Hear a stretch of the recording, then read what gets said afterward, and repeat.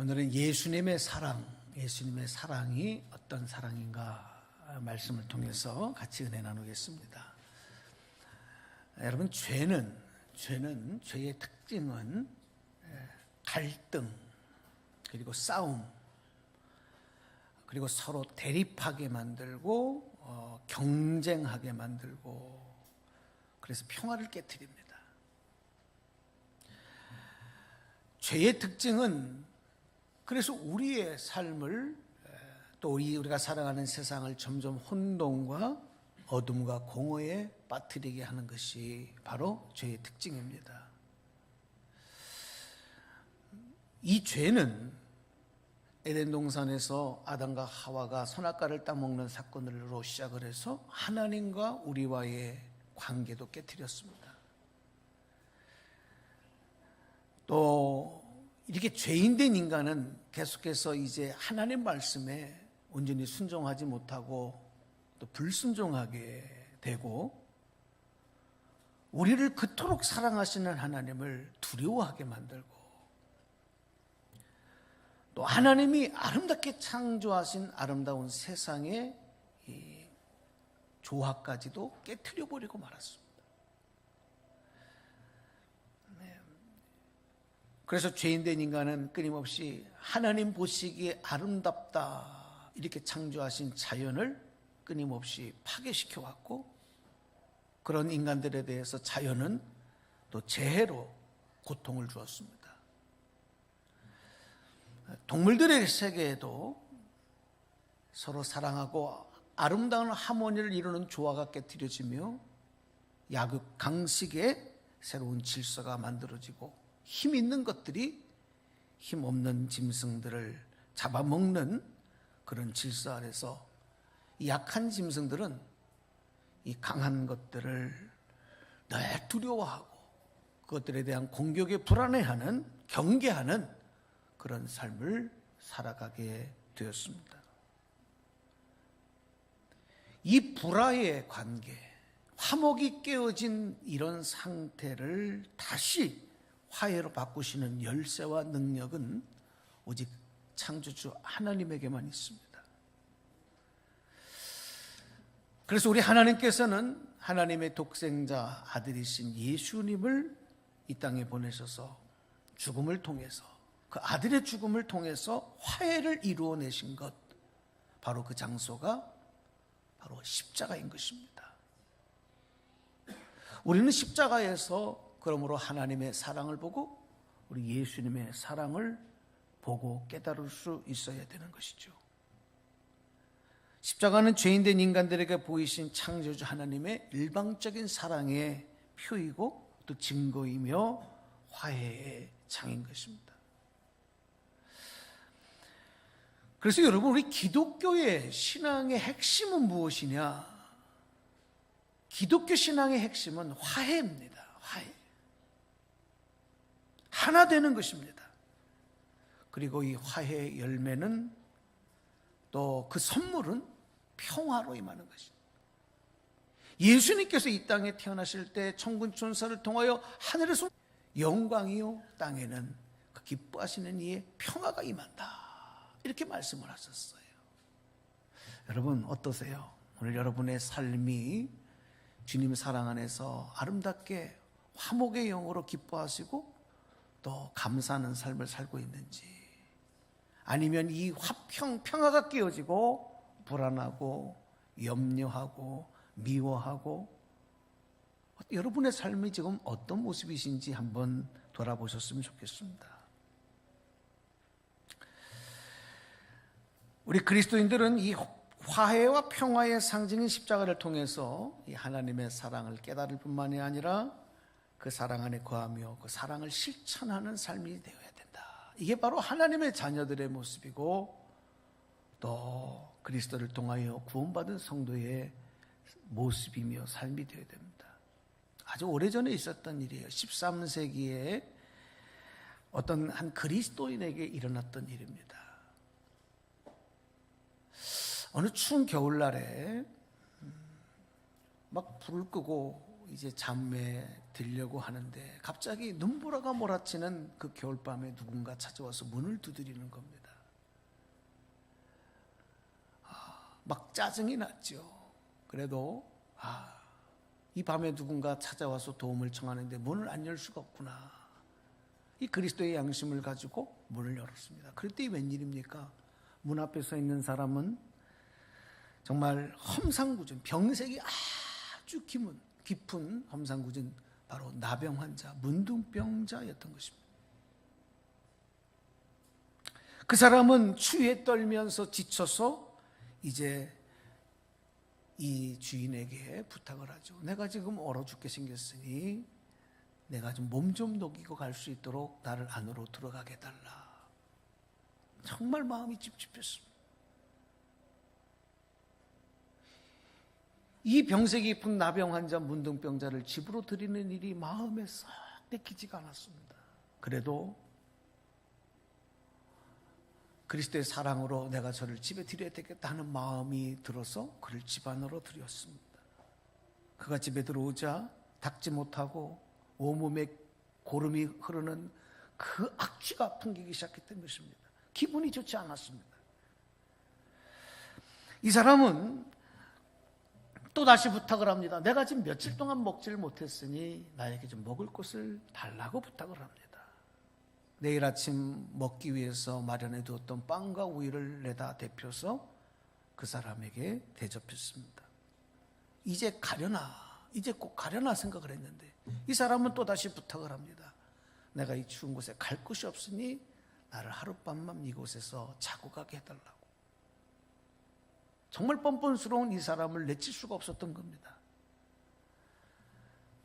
그래서 하나뿐인 자기의 침대를 내어주고 정말 빨리 이 밤이 지나가고 아침이 되었으면 좋겠다. 저 사람이 빨리 돌아갔으면 좋겠다. 그런 마음을 가지고 고민하던 중에 깊은 잠에 빠지게 된 겁니다. 그런데 꿈에 예수님이 나타나셨습니다. 꿈속에서 예수님은 자신을 바라보며 기쁘게 웃고 계셨던 것입니다. 예수님은 이 사람을 향해서 이렇게 말씀합니다. 나는 네가 사랑하는 예수다. 네가 나를 이렇게 극진하게 대접했으니 하늘의 상이 클 것이다. 그때 이 사람은 너무 양심이 찔렸어요. 왜냐하면 내가 그리스도의 사랑으로 저 사람을, 이 문둥병자를 대접한다고는 했지만 내 마음속에 불쾌함과 기쁨으로 하지 못했던 마음들이 떠오르면서 그 순간에 꿈에 나타난 예수님에게 이렇게 고백합니다. 주님, 나는 아무것도 드린 것이 없습니다. 그러면서 너무 안타까운 마음으로 그 꿈에서 깨어버리고 말았습니다.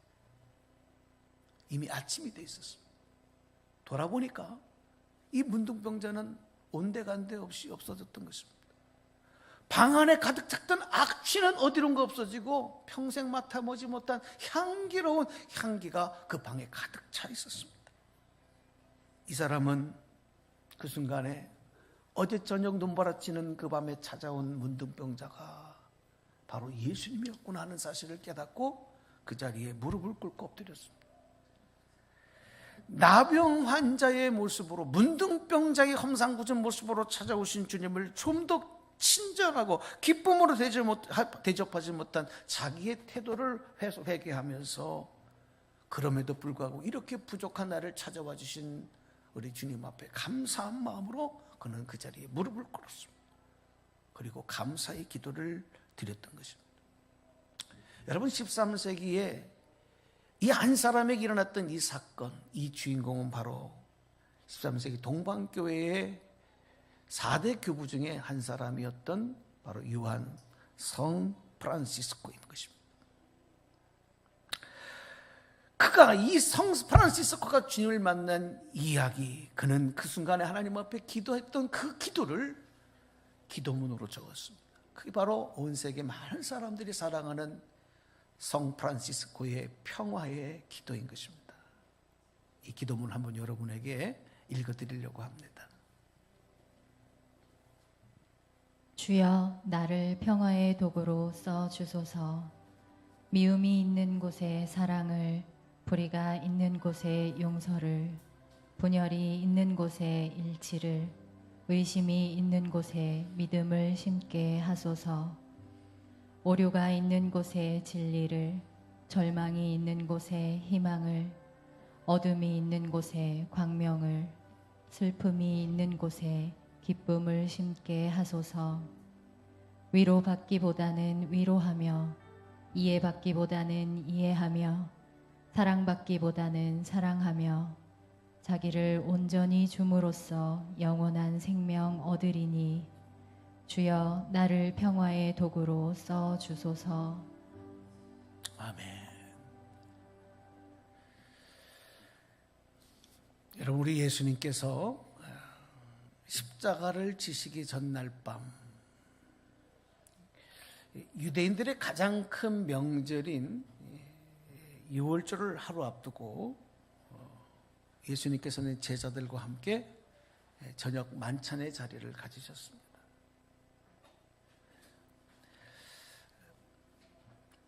유대인들에게 이 유월절은 구원과 관계된 날입니다.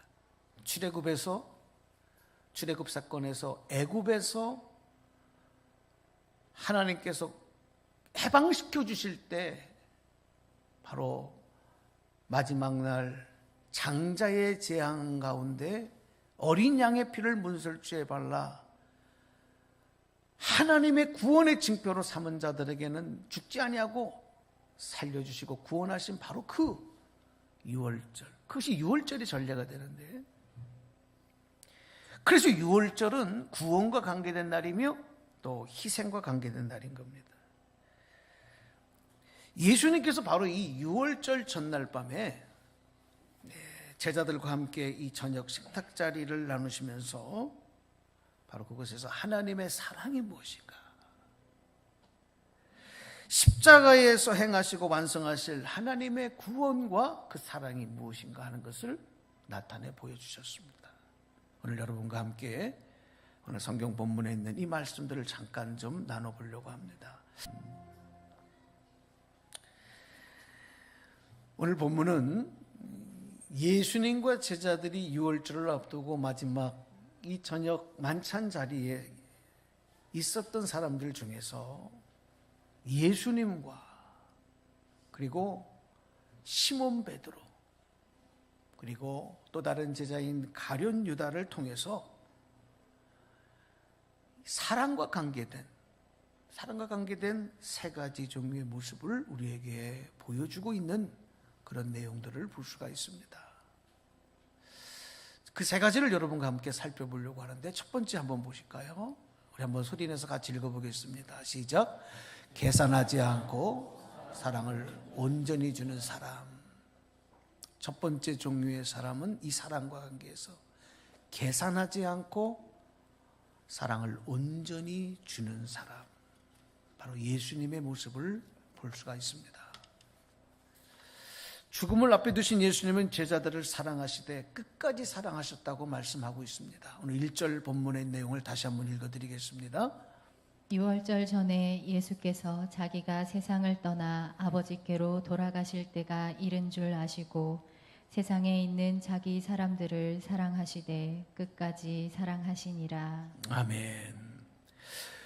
여러분, 여기서 끝까지 사랑하시니라, 끝까지 사랑하시니라 하는 이 말씀은 무슨 뜻이겠어요?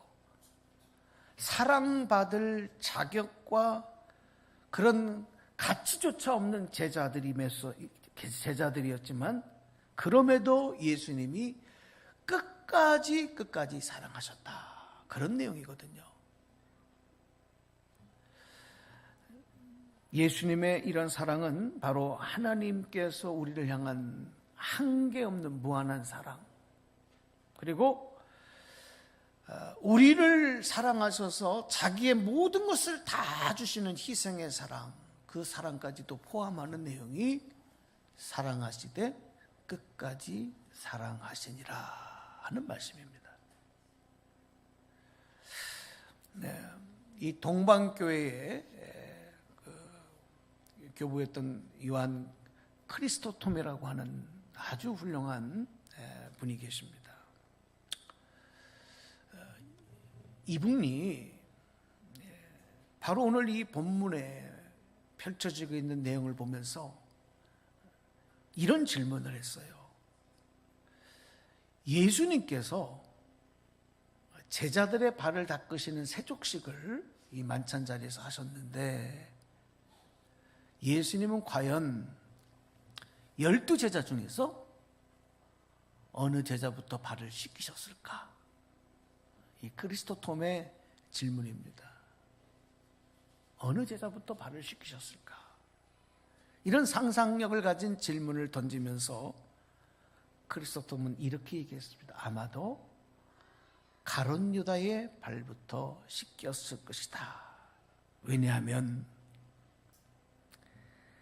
가장 사랑하기 어려운 자를 먼저 사랑해야 전부를 사랑할 수 있기 때문이다. 이렇게 그는 고백을 했습니다.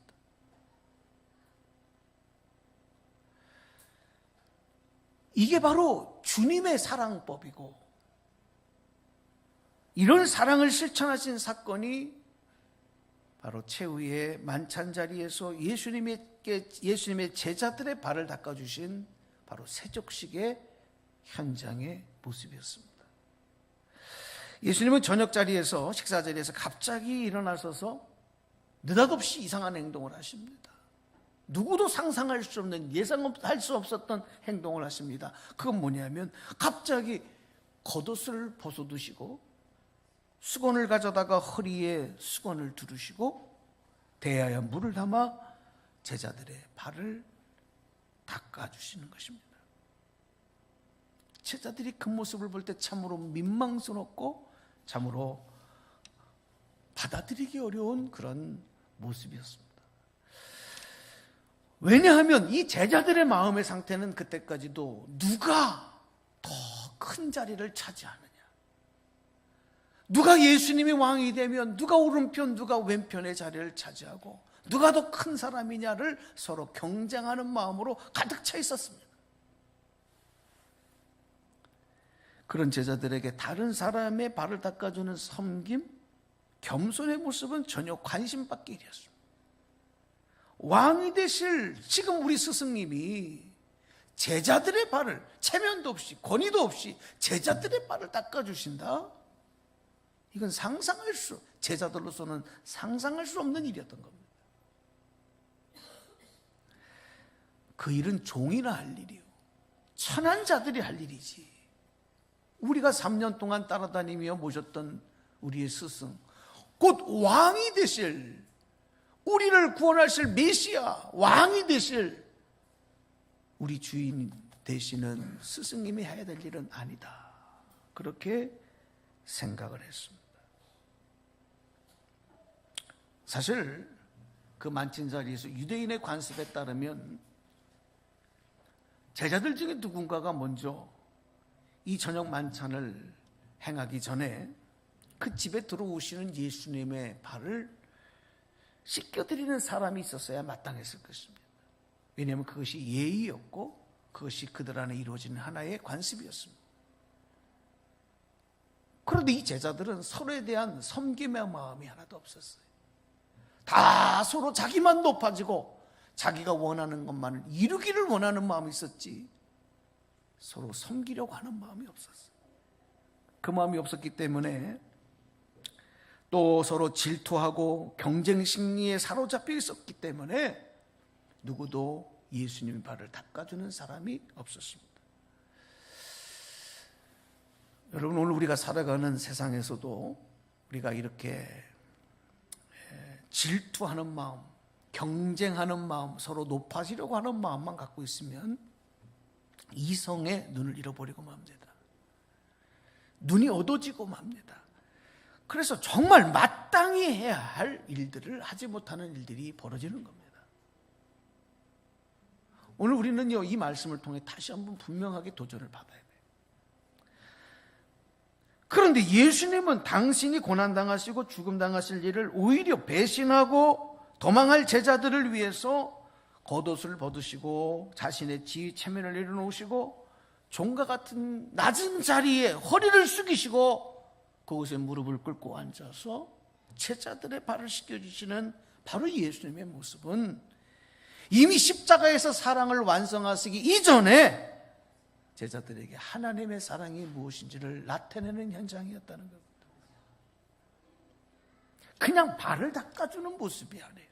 더러운 발을 씻어주는 모습이 아니라 예수님께서는 이미 십자가의 사랑 이전에 하나님의 사랑이 무엇인가를 그 현장에서 제자들에게 보여주셨어요. 그런데 여러분, 예수님으로부터 구원받은, 예수님 믿고 구원받은 오늘 우리들은요, 세상 살아가다가 조금만 자존심 상하고 내가 가지고 있는 지위의 자리에서 내려오는 것, 내가 무시당하는 것, 내가 낮은 자리에 앉는 것, 이걸 수치로 여깁니다. 견디지 못합니다. 그거 왜 그럴까요? 사랑하지 못하기 때문에. 하나님의 사랑이 우리 안에 없기 때문에 그러면 누구라도 그런 반응이 나올 수밖에 없어요. 어린아이들도 자존심 한번 건드려 보세요. 난리가 납니다. 아이들도 마찬가지예요. 그러나 우리 예수님의 사랑은 사랑하는 사람을 위해서는 오히려 허물까지도 사랑하고 포용하며 그 부족함을 내가 채워주려는 희생함을 기쁘게 여기신다는 것을 이 세족식을 통해서 나타내 보여주셨습니다. 그렇습니다, 여러분. 예수님 보여주신 바로 이 포용하고 겸손으로 섬기며 계산하지 않고 부족함을 채워주는 희생의 사랑, 바로 그 사랑이 하나님을 향한 우리의 사랑이요, 바로 예수님의 사랑은 그 하나님의 사랑을 우리에게 나타내 보이셨다. 그 사랑 깨닫게 되기를 주님의 이름으로 간절히 축원합니다. 두 번째, 이 만찬 자리에서 두 번째 사람을 봅니다. 사랑관계 관계된 두 번째 사람을 보는데요, 한번 우리 읽어보겠습니다. 시작. 사랑받지도 사랑하지도 않는 사람, 베드로입니다. 오늘 본문은 베드로를 통해서 사랑받지도 사랑하지도 않는 사람의 모습을 보여주고 있습니다. 최후의 만찬 자리에서 베드로는 자기 발을 씻어주려는 예수님의 사랑을 거부하며 만류했습니다. 예수님, 나에게 그렇게 하지 마십시오. 나는 그런 거 받고 싶지 않습니다. 받을 수가 없습니다. 그때 예수님께서 뭐라고 말씀하시냐면, 이 당신의 사랑을 받는 체험, 당신의 사랑을 경험하지 않으면 진정한 제자가 될 수 없다. 그런 말씀을 하시는 거예요. 이 말씀에서 우리가 깨닫는 게 뭐냐면, 예수님의 제자가 된다고 하는 것은 여러분 많이 배워서 예수님 제자가 되는 게 아니에요. 성경 말씀을 많이 배우고 알아서 예수님의 제자가 되는 게 아니라는 거예요. 우리 한국교회 얼마나 한동안 여러분 제자 만들기에 대한 성경 프로그램이 얼마나 많았는지 몰라요. 그래서 얼마나 많은 예수님의 제자가 나왔습니다. 얼마나 많은 교회들이 주님 기뻐하시는 교회 모습이 되었습니다. 여러분, 진정한 예수님의 제자가 되는 것은 많이 배워서가 아니고 예수님의 사랑을 받고 또 예수님을 사랑하는 그 사랑의 체험을 통해서만 예수님의 제자가 되는 거예요. 그런데 베드로는 그 예수님의 사랑을 거부해요. 예수님의 섬김을 거부해요. 나는 받을 수 없다는 거예요. 우리가 심리적으로 보면, 심리학적으로 봐도 성장 과정에서 사랑을 받아보지 못한 사람은 진정한 사랑의 가치, 진정한 사랑의 개념을 모르기 때문에 자신이 성인이 되어서도 사랑하며 사는데 많은 어려움을 겪게 되는 겁니다. 부부간에 유난히 갈등이 많은 사람들은 이 문제를 점검해 봐야 돼요. 내가 자라는 동안에 부모로부터 얼마나 사랑을 받는 체험과 경험이 있느냐. 또 부모가 되어서 자녀를 사랑함에도 이 사랑의 체험과 경험이 풍성하지 않는 사람들은 온전한 사랑을 자녀들에게 베푸는데도 어려움을 겪습니다. 하나님의 자녀된 우리도 마찬가지예요. 그리스도 안에서 온전한 하나님의 사랑 받음을 체험하고 깨달아야만 그 사랑으로 하나님을 사랑할 수 있고 이웃을 사랑할 수 있고 내 자신도 사랑할 수 있는 거예요. 예수님의 수제자라고 불렸던 이 베드로는 이 최후의 만찬 자리에 이르러서까지도, 그 세족식의 현장에 이르러서까지도, 이제 곧 예수님의 죽음이 임박한 그 순간이 되어서까지도 예수님의 진정한 사랑을 느끼지 못하고 깨닫지 못하고 있었습니다. 결국 예수님 잡혀갔을 때 그런 베드로 어떻게 합니까? 예수님을 3번이나 모른다고 부인하는 겁니다. 사랑의 체험이 없으면 배신하게 되어 있습니다. 알아서 가는 것입니다. 이 가슴으로 체험함이 없으면 결정적인 순간에는 등을 돌리게 되는 겁니다. 그러나 부활하신 예수님은 그런 베드로를 끝까지 사랑하셔요. 끝까지 찾아오셔요. 포기하지 않았어요. 예수님 부인하고 도망갔을 때 예수님 죽음에 허탈한 마음으로 고향으로 돌아가 다시 옛 직업인 어부로 돌아가 밤새 고기를 먹고 온몸이 흠뻑 젖어 추위에 떨며 지쳐 돌아오는 이 베드로를 부활하신 예수님은 기다리셨다가 그를 위하여 모닥불을 피워놓으시고 아침 조반을 준비해 놓으시며 와서 먹어라. 다시 그 베드로를 식탁의 자리로 초대하시고 그리고 그 베드로에게 시몬아 네가 나를 사랑하냐? 시몬아 네가 나를 사랑하느냐? 네가 정말 나를 사랑하느냐? 이렇게 사랑의 질문을 던지시며 베드로에게 예수님의 사랑을 가슴으로 온몸으로 온 인격으로 체험하는 이 일을 통해서 여러분 이 베드로는 평생 예수님을 생명을 바쳐 섬기는 진정한 제자로 거듭나게 된 것입니다. 베드로는 초대교회의 위대한 지도자가 되었습니다. 오늘 우리가 예수를 믿는다고 하면서도 하나님의 사랑을 받지도 또 사랑하지도 아니하고 나만 생각하고 나만 고집하는 모습, 여러분 십자가 앞에 내려놓고 오늘 베드로처럼 변화되어지는 저와 여러분의 모습이 있어야 될 줄로 믿습니다.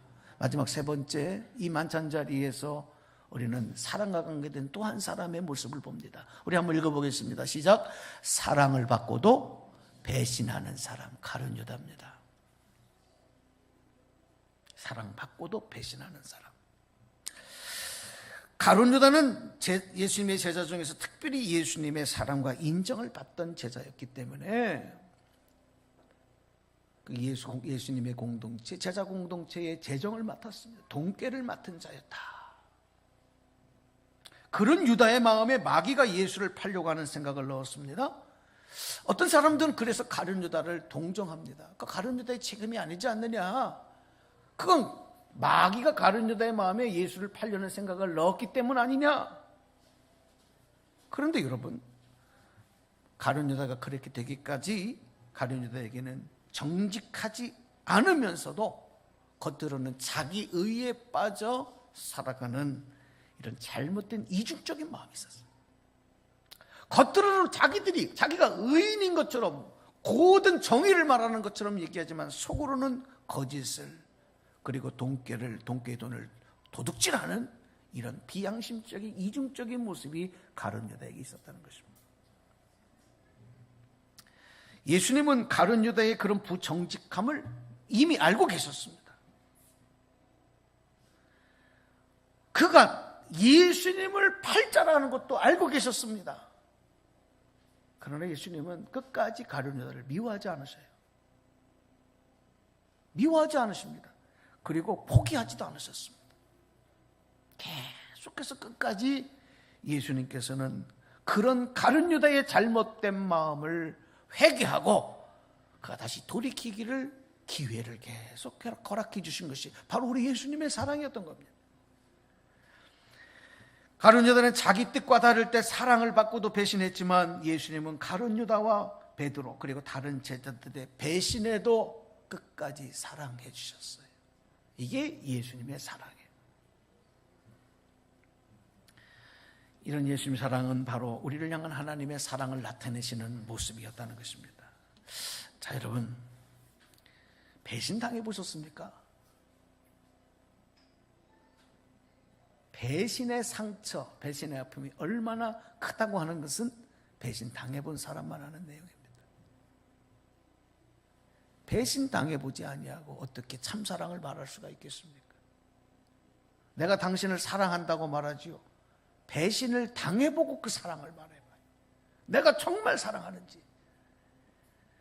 무슨 얘기냐면 사랑이라고 하는 것은 배신까지도 품을 수 있는 게 참 사랑인데 우리는 배신당하면 사랑이 깨졌다고 말해요.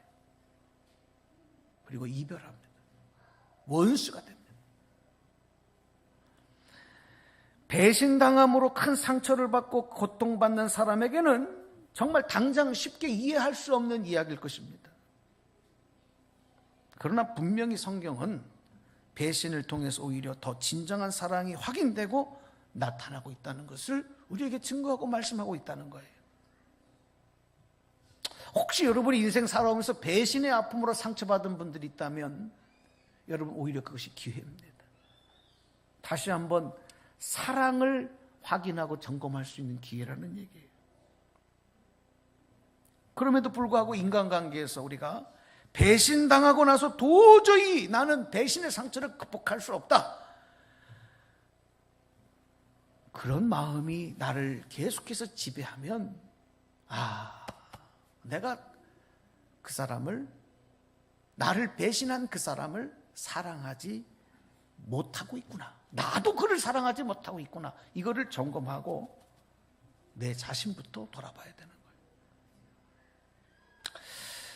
여러분 이 말씀을 들으시면서 혹 이 제자들처럼 지금 당장에는 이 예수님의 사랑에 대해서 이해가 되지 않고 또 받아들이기도 힘든 분들이 계실 수가 있습니다.